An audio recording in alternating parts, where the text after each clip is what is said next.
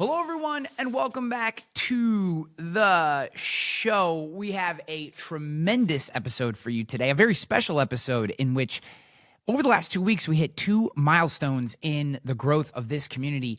10,000 subscribers on the YouTube channel and 25,000 subscribers on the Instagram channel. Absolutely phenomenal. I appreciate the hell out of you guys, and I want to do something different for this episode. I wanted to take questions that I've gotten over the last 2 weeks from people that subscribe, people, followers, you guys, the audience. I want to take some questions and answer these, and we got some really good ones here. And I just wanted to work through them because I think it's important. The questions that people ask, I always respond to almost all the comments that I get, especially the questions. If someone just comments, sometimes I'll say thanks or whatever, but for people who have questions, I try to respond to every single question that comes through either the Instagram channel or YouTube, and as well as the questions that come through Apple or Spotify. A lot of times people will leave questions about the podcast in ratings and reviews of the show, which is an odd way to ask a question, but I also very much appreciate all the ratings and reviews that we've gotten. Continue to grow. And if you haven't left a rating and review of this show on Spotify or Apple, if you like to listen to the podcast, I'd very much appreciate you doing that. That helps those algorithms share this show with more people. It has a tremendous effect. If you've ever wanted to support the show in any way, leaving a rating or review on Apple or Spotify is a tremendous way to do that. And everyone that has, I very much appreciate you. But I wanted to take some questions from the audience because I love the questions. Q&A is my favorite part of keynotes. It's my favorite part of workshops.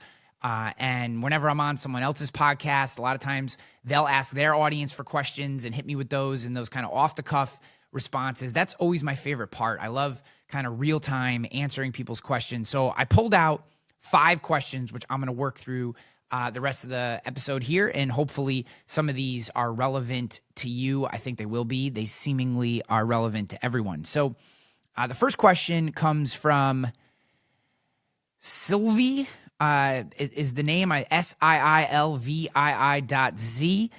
Sylvie asks, what's the hardest part about staying this motivated?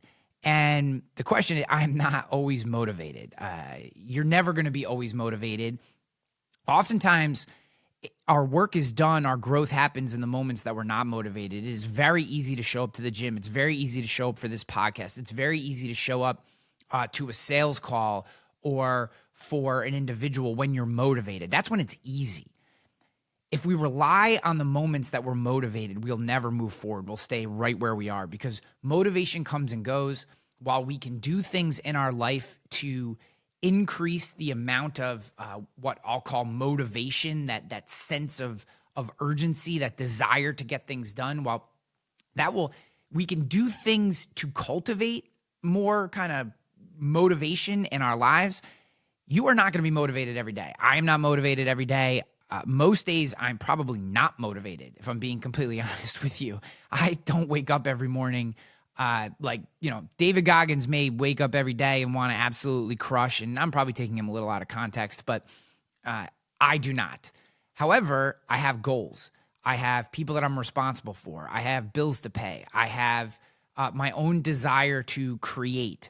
And I know that at the end of the day, whether I start motivated or not, I'm unsatisfied when I put my head on the pillow if I haven't gotten the things done that are important to reaching those goals, to taking care of the people in my lives, to paying my bills. If I don't get things done associated with those items, then I'm unsatisfied.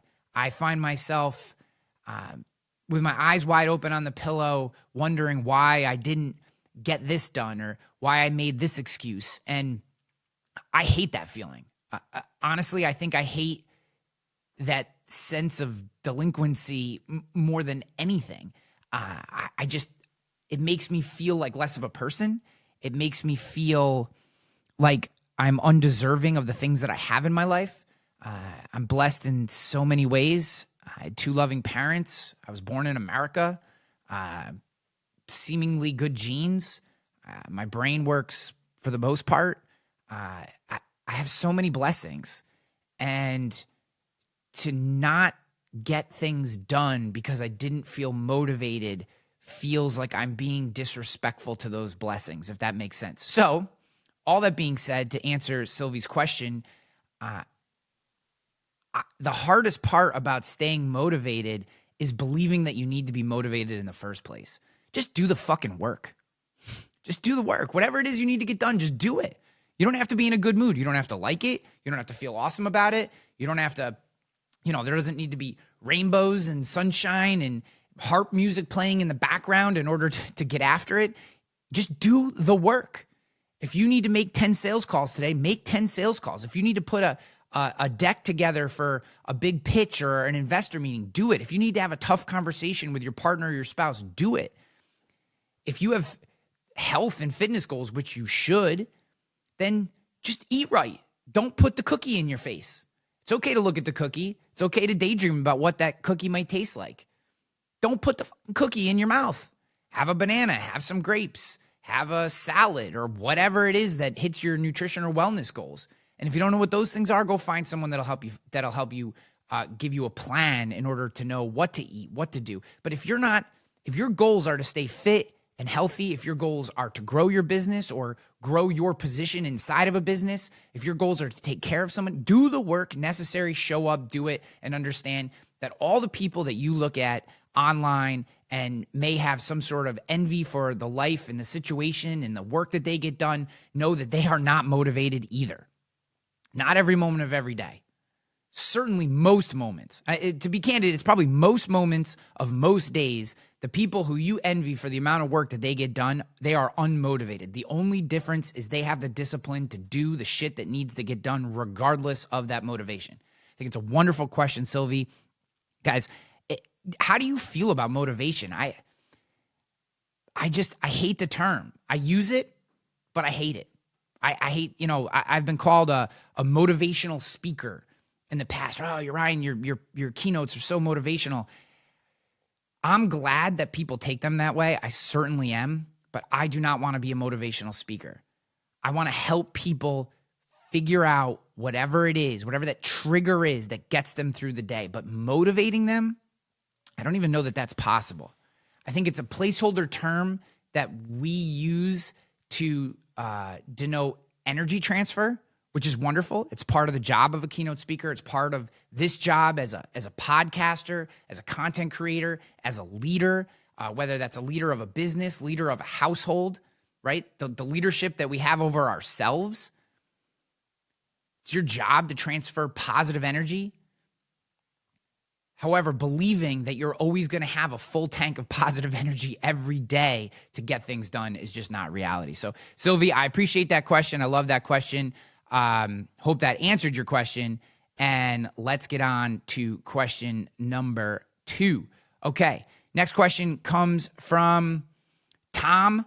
Tom asks, how do you balance work, life, and crushing it in the gym? I don't believe in balance. That's first and foremost. I do not believe in balance. Balance should not be a goal. Get rid of the idea of balance altogether. That's step number 1. Your life is never going to be balanced. Again, it denotes this idea of a 50-50 split, of all things being even and equal, and that is never going to be the case. There's a concept that changed my life and changed how I approached life, how I approached my work, how I approached my family. And it's this idea that we have seasons of our lives, seasons of a year, seasons of a week, right? Seasons of a week might not make sense, but the idea is at any given moment, we need to find harmony based on what our needs are in that moment. There may be times when the gym just isn't as much of a priority versus other things. Maybe, you have some stuff going on in your marriage or in your relationship with your partner or your kids, and you need to spend more time there. You just need to be present. And taking an hour or an hour and a half out of your day to drive to the gym, get a workout in, come home, it's just not part of the equation. And in those scenarios, maybe just getting 100 push-ups in and doing some air squats or some stretching or yoga in your basement or in your living room for 20, 30 minutes is worthwhile. In many cases, doing that work in front of your family has a tremendous amount of positive benefits. But my point here is sometimes harmony is pumping the brakes a little bit on your career, pumping the brakes a little bit on that full tilt, grind all day growth process and backing into your family. Sometimes it's the opposite. Sometimes you need to have a conversation with your loved ones and say, look, like, I got to get after it for a couple weeks. We have a huge presentation coming up and I'm just going to need to put some extra hours in, which means, when you guys sit down at the end of the night to maybe watch a show and calm down or whatever you're doing, I'm going to head back to my office because I got to grind for a couple extra hours. Or I need to, honey, I need to get out of bed at 5 a.m. for a week because I got to get this stuff done, right? Or my physical shape has spiraled out and I need to build time in. And is it okay if I'm not home for the first hour with the kids because I got to get to the gym and if I don't get my fitness, if I don't get my fitness back on track, I'm gonna fall apart. I'm not gonna have the energy I need to be present here with you. I'm not gonna be happy. I'm not gonna be content, right? Find harmony. Don't find balance, because harmony, the concept of harmony gives us permission to be flexible in what we're focusing on at any given period of time, in any given period of our life, to reprioritize, right? There are going to be times in your life where work is the most important thing, even if you have a family. There's going to be times in your life where your family and the time you spend and be present with them is more important than anything that's going on at work. There's going to be times when you have to get your physical fitness in shape. You may get a health diagnosis that says you need to completely rearrange your health and wellness program, and that may take away from your focus at work or your focus on family. But finding that harmony and being content in the harmony of that moment is the key. The last 6 months, I have not been, quote unquote, crushing it at the gym. I've been going to the gym, but I haven't been crushing it. Now, I've been kind of back on the grind the last few weeks, which has felt awesome. I'm at my best when I'm doing 4 strength training workouts a week at a minimum, coupled in with maybe some ruck walks. I have a 40-pound ruck vest, which is a vest that you wear, which has weighted plates in it. Mine is not a rucksack where you carry everything on your back. Mine is a ruck vest. So I have 20 pounds in the front, 20 pounds in the back. And I'll throw a podcast on and go for an hour-long walk, take the dog with me. You may have seen some of the videos I do on Instagram where a thought will hit me and I'll share that while I'm walking or whatever. But I'm at my best energy-wise when I'm getting those workouts in. But if I'm making time for those workouts, then other aspects of my life, like maybe reading. I love to read, but it is very hard to get a half hour, 45 minutes worth of reading in. And, if I'm really going to do a strength training workout, I like it to be 45 minutes to an hour long with 10 minutes on either side for, kind of driving to and driving home from the gym, right?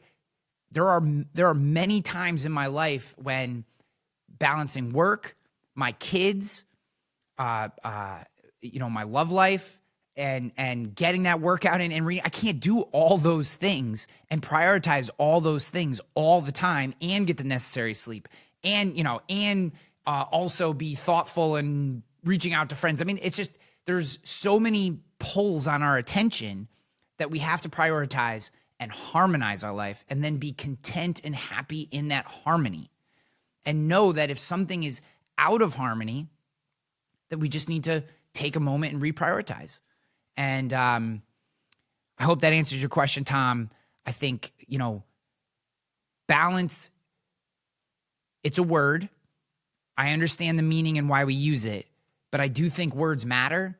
And if you replace balance with harmony and really dig into that concept, I think you'll get a lot of value out of that. And I think you'll be able to reprioritize things in a way that fit the life that you want to live, while still taking care of the things you need to take care of. So, all right, guys, if you're enjoying this Q&A, let me know. Head over to YouTube and just leave a comment on YouTube or hit me up on Instagram. I'm Ryan_Hanley on Instagram. And just let me know if you enjoy these Q&A sessions. I would love to do these more often, especially when we hit milestones. It just seems like a cool time to kind of pull back for a sec and really dig into you guys. But no, anytime you ask a question, I'm always going to answer that question 99 out of 100 times. I really prioritize the questions that I get on any of the social channels and try to answer them as best I can and as in detail.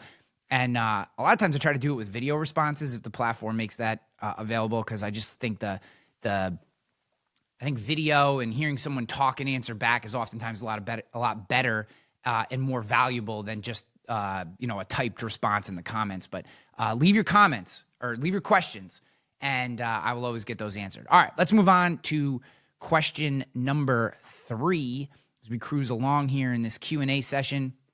This one comes from Joa. How do you balance, there's that word again, that grind with avoiding burnout, or is that just part of it? So we're not going to address the balance part again. Let's talk about burnout. I picked this question because I wanted to talk about burnout. Burnout is absolutely positively real. Now, I do think burnout is the result of believing that balance is possible. I think that's part of it. If we believe balance is possible, we get burnout because we're trying to burn every wick, right? We're trying to be everything to everyone. We're trying to have a great morning routine, have a great night routine, be a great partner, be great to our loved ones, be present with our kids, also kill it at work, also kill it at gym, also eat healthy. It's so much. And understand that we start every single day with a given amount of willpower.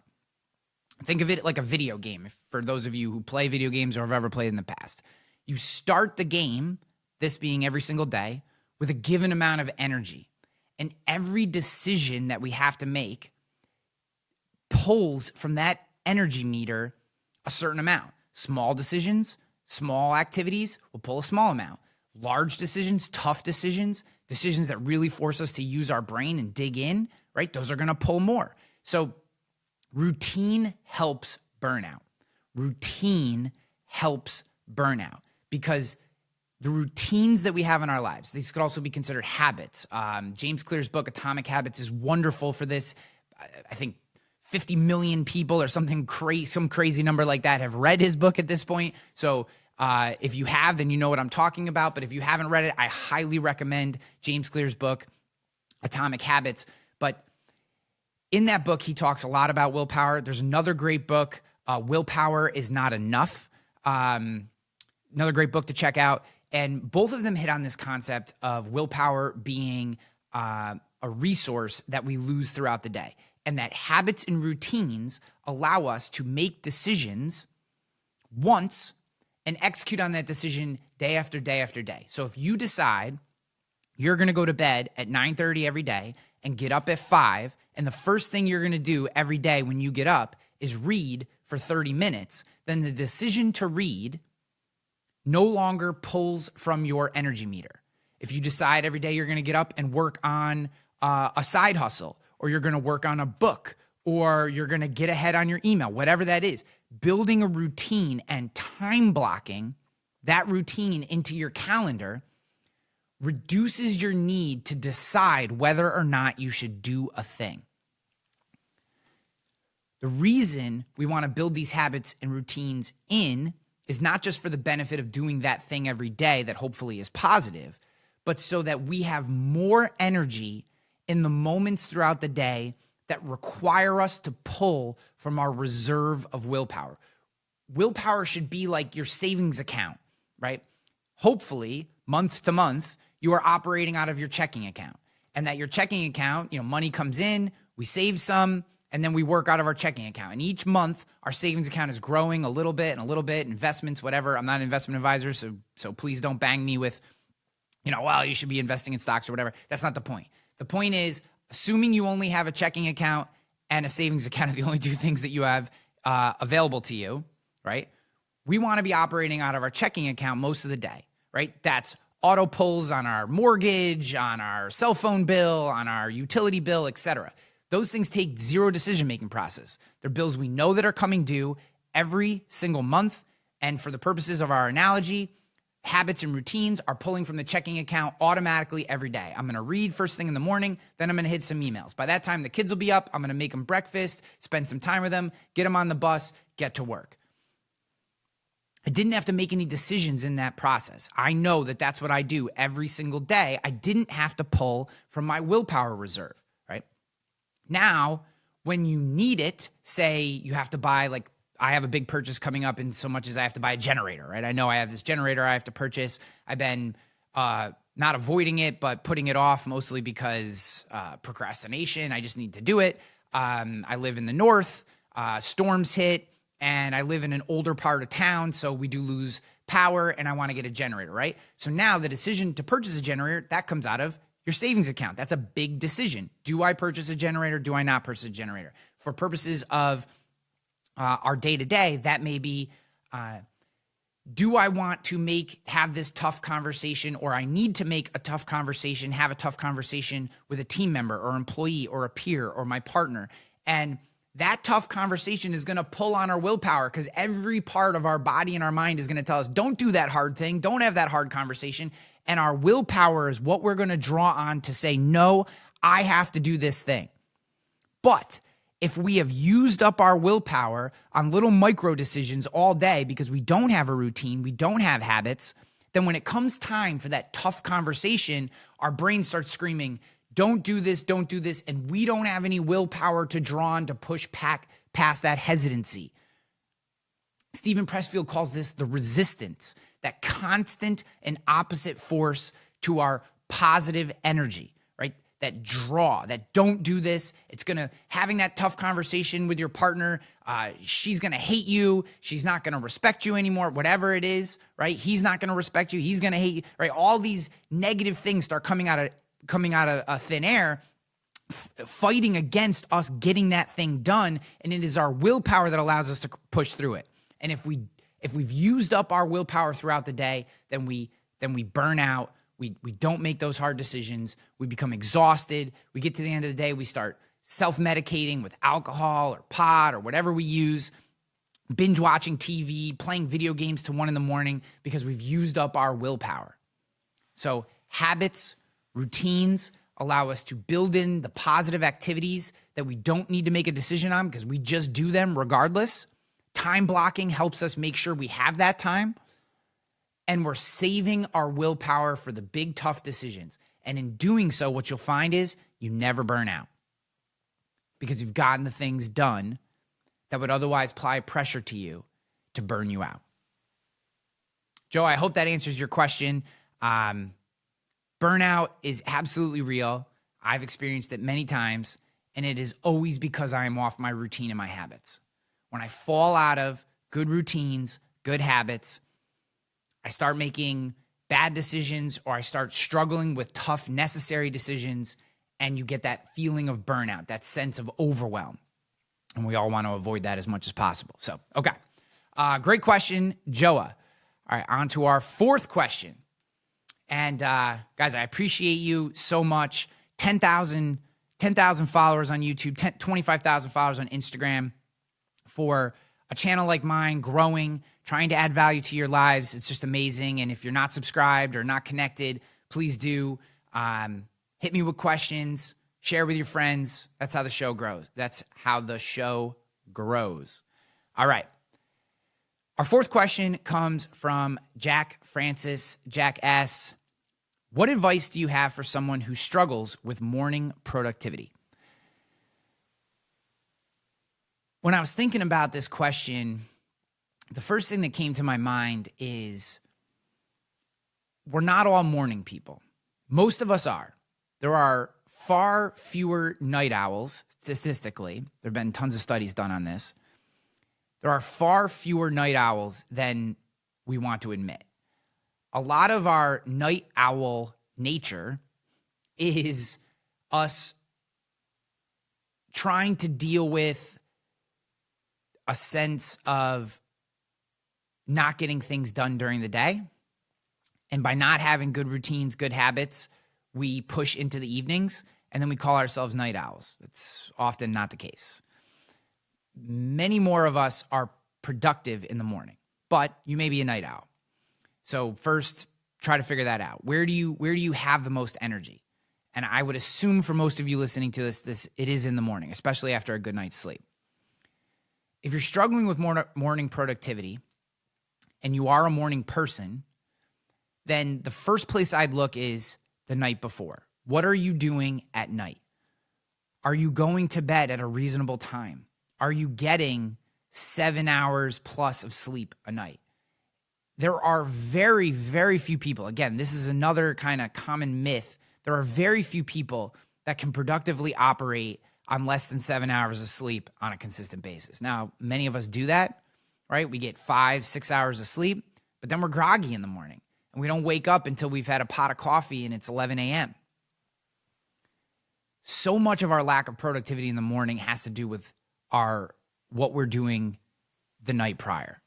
So if you're properly hydrated, if you're going to bed relatively unintoxicated, if you are in a dark room getting good sleep, I use a Whoop strap, not a product mention. I'm not sponsored by them, but I use it for those looking on YouTube. I keep it on my wrist right here. I track my sleep. I track my sleep performance. I know what positively impacts my sleep. I know what negatively impacts my sleep because I've been tracking my sleep for almost 4 months now. I have been tracking my sleep. I've been tracking how different types of physical activity, different amounts of strain impact my sleep, because when I get 7 hours of high recovery sleep or more, I absolutely dominate the next day. Today is one of those days. I got 92% recovery rate and 100% sleep performance last night. I slept for 7 hours and 33 minutes. I feel so fucking motivated today. It's unbelievable. I've just been dominating since the moment that I woke up. And that's because I went to bed at a reasonable hour, slept in a dark room. I find that sleeping with my partner, when I sleep in the same bed as her, I get better sleep. I find that when I sleep in a dark room, I get better sleep. I like a weighted blanket. That helps me sleep. Being properly hydrated helps me sleep. There are a few other factors, which maybe we can address on another podcast, that positively impact my sleep. But when I get a highly productive night of sleep, I wake up the next morning ready to crush. I'm not questioning things. I just get up, I do what I have to do, and I get into my day. And from moment one, I'm getting after it. Now, we all have different situations, right? Some of us have to work second jobs to pay the bills. Some of us have young kids that keep us up. There's all different scenarios in which we're not going to get a perfect night's sleep every night. It's not going to happen. But if we can get more good night's sleep than bad in a week, say if you get 4 to 5 good nights and 2 or 3 not so good nights, you're going to be okay. And you're going to wake up ready to go. So the energy that we wake up with is a big part of being productive in the morning, and knowing what impacts our sleep and making sure that we're prioritizing good, high recovery sleep. You get 8 hours of sleep and have it be very low productivity and wake up tired. That often happens when you drink too much alcohol or you're inebriated, etc. There are other factors that go into that. Maybe you didn't exercise the night before, or the day before. So knowing what impacts your sleep is important. Getting a good night's sleep. Okay. Second, having a set routine for the morning. What are the things that are important to you? It could be working out. It could be reading. I really like to read in the morning. I really like to get some sort of positive, educational, something into me, some sort of educational material. And I really love reading. Getting that in for, 20 to 30 minutes in the morning really sets my day off on the right path. After that, I like to get myself situated. I like to make sure the house is put together, get dressed, get ready, get all my stuff together. If I have to get the kids to school, I get them up and out the door. But if I get that reading in the morning and maybe follow up on some emails that have to go out early and just maybe have come in through the night before, I feel like when I hit work, I'm ready to crush, right? So I don't miss reading. I read pretty much every single day, first thing in the morning. And by having that kind of routine that I'm not going to negotiate with myself on, I'm going to do it regardless. So there's no lack of productivity because I'm going to do it. It's literally in my plan. If I go to bed and I get good sleep, and and I wake up in the morning and I know the first thing I'm going to do is read, and then I'm going to maybe answer some emails, get back to some people. I feel like I got to now I've done some work stuff. I get that off my brain. I can then fully focus on my family and my kids and make sure they're taken care of. And then I step into that first minute of the work day and I'm ready to go. And there's no regret feelings. There's no, man, I feel tired. I feel good. I feel ready to get after it. But I guess my real question to this is, morning productivity is a result of having a routine and making sure that you're taking care of yourself the night before and getting a good night's sleep. You do those two things, you're going to be very, very productive in the morning. All right, Jack, I hope that answers your question, my friend. Appreciate it. We are on to our fifth and final question. Now, this one actually comes from a few months ago, but I thought it fit the vein that we were talking about today, and it comes from Blue Axolot Fam on YouTube. That's the handle, with looks like some sort of Minecraft emoji face for the profile picture, but it's a great question. You ever get stuck, assuming there was supposed to be a do there, do you ever get stuck on a project for a long period of time?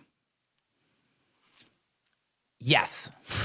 Just like every other human being, yes, I do get stuck on projects for long periods of time. And I think where this particular individual, because I have no idea if it's a man or a woman, where this particular individual was getting at is, and then how do you get unstuck? Okay. So, and this is why I wanted to finish with this question, because it all comes back to routine and prioritization. Oftentimes, the reason we get stuck on a project for a long time is we don't prioritize that project. That is the most common reason that we get stuck on a project. It's not because we don't know how to execute on the project. It's not because we don't know who to call to help. It's not because we don't know what the answer is. It's because we don't prioritize it. We get stuck on projects for extended period of time because we don't prioritize the project. I'm going to give you an example. So I am co-authoring a book, The Civilized Savage, From Mediocrity to Mastery in an Age of Cultural Conformity. I've been co-authoring this book with a good friend of mine, Chris Paradiso, and for the last few months, it's been on me to kind of do the final edits before it goes to our actual book editor. And I've been working on narrative and flow, and I just kept getting stuck. And getting stuck is real. I really was getting stuck. But the reason I was getting stuck is because I wasn't prioritizing the project. Not because it wasn't important to me, it was.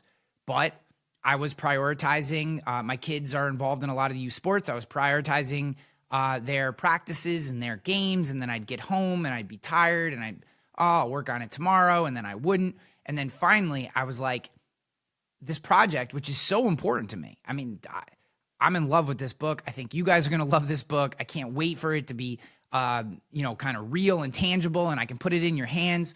I'm so proud to be working on it with Chris. I'm proud of the message. It means a lot to me. Yet here I am not prioritizing it. And finally what I did is I took an afternoon on a Saturday and I literally blocked 4 hours and I just freaking banged out the last piece that needed to get done. I just focused on it. I told my friends and my family, I just said, hey, I'm going to be out of communication for the afternoon. And, if I don't respond, don't take it personally. And I put focus mode on my phone, turned off all my other apps on my computer, and I just finished the friggin' project and got it out. You have to prioritize it. Time blocking. If you're stuck on a big project, look at your calendar, find an hour, 2 hours, however much time you think you need or can afford, and just put it in your calendar. Just put that time in your calendar. If it's something that's say it's a house project, right? Put it on your calendar. Work on this. I wanted to paint this room. Put it on your calendar. Saturday morning from 9 a.m. to 11 a.m., I'm going to paint this room. Bam. That's what it is. That's what you're doing. You're not doing anything else. Put it on your calendar. Prioritize the thing. It's the best advice that I have for getting unstuck on a big project is just to focus on it. And if you get there and your mind is wandering and you're thinking about 15 other things you have to do, that's natural. Do the fucking project anyways. You think my mind didn't wander during 4 hours of working on that, of finishing that book? I knew exactly what I had to do. I had 2 more sections that I needed to kind of reorganize, and I wanted to rewrite a few portions of certain chapters that just I had notes on. And you think my mind didn't wander during that time? Of course it did. My mind wandered all over the place. All over the place. But I just kept working on it. I just kept doing it. If my mind wandered, I would just pull it back into center. Okay, get after it again. And, I have other tricks for focusing my mind. I have fairly severe ADHD. And, as I've gotten older, it's been harder to control. I've talked about that on the show with you guys if you're longtime listeners to the show. And as I've gotten older, when I was younger, I could take, kind of the varied and disparate nature of my thoughts. And I could, if I really need to focus on something, I could just kind of like pull myself in. And as I've gotten older, I find that harder and harder to do. I now have certain tricks that I use. We can talk about those on a different show. I don't think they're particularly relevant at this moment. But, I just got it done. I said, I have 4 hours blocked. This is what I'm doing. And I kept saying to myself, think of how good it's going to feel to deliver this portion of the book that I owe Chris. Think about how good it's going to feel to send him that email and say, look, Chris, here we are. Let's go. We're on to the next phase. How exciting that was going to be. And it was. It felt fucking great. It felt awesome. I was proud of myself. I was happy to get that to Chris. I felt like I wasn't a slug anymore because I owed him that. And all of a sudden, it was like all this stress and anxiety that I had from this project that was hanging over my head just slumped off my shoulders. I felt great. But you just got to do the damn work. Time blocking's the best way. If you're stuck on a big project, block some time, get it done. And if it takes blocking 2 hours for a month, 2 hours a week for a month, do it. If it takes time blocking an hour a day for a month or 2 months or a year, do it. Block the time, show up, do the work during that time. Prioritize the project and you will get unstuck. The reason you're stuck is the resistance. It's Stephen Pressfield's resistance. This is a big, important, hard thing. And the enemy, the resistance, is going to do everything it can from keeping you from putting your amazing work out into the world. So just prioritize it. Time block and get that shit done. And if you're having trouble with that, send me a message. I'll send you some of the tricks I have for focus. If you hit me up with a message or leave a comment on YouTube, I will send you all the tips that I have for focusing and for getting shit done. I promise. Guys, I hope you enjoyed this. If you have questions you want me to answer on the show, leave them in the comments. Let me know if you enjoyed this format. I really love doing these because I feel like it gives me a chance to express myself, share some of my own insights and experience with you. So much of this show is interviewing amazing people and trying to put their ideas in front of you. It is fun for me and fulfilling and satisfying to actually share some of my own insights, some of my own experiences, how I work through different problems with you. And if you enjoy that, let me know. We can do more of these in the future. And for everyone who subscribed either on YouTube or Instagram or listens to the podcast, as always, guys, I love you for listening to this show. This is a labor of love for me. I do this because I feel like sharing information, sharing insights, sharing experience, sharing struggles, it helps us all get through. It helps us to know that we're not alone. And you certainly should know you're not alone. I do think I'm a highly productive person. I've had a lot of success. As I said at the beginning, I'm very, very blessed. But I have all the same fucked up shit going on that you do. And through many, many beats, I figured out some ways to work through those things and continue to be productive despite them. And I hope these helped. I love you for listening to this show. If you're not subscribed, please subscribe. Leave me a comment. And if you haven't left a rating and review on Spotify or Apple, please do that. That helps the show find more amazing listeners like yourself. Till next time, I'm out of here. Peace. Let's go. Yeah, make it look easy. Hey, stand up. Thank you for listening to The Ryan Hanley Show. Be sure to subscribe and leave us a comment or review wherever you listen to podcasts. Ain't anything for me. I never switched up, no change in me. The only thing changing.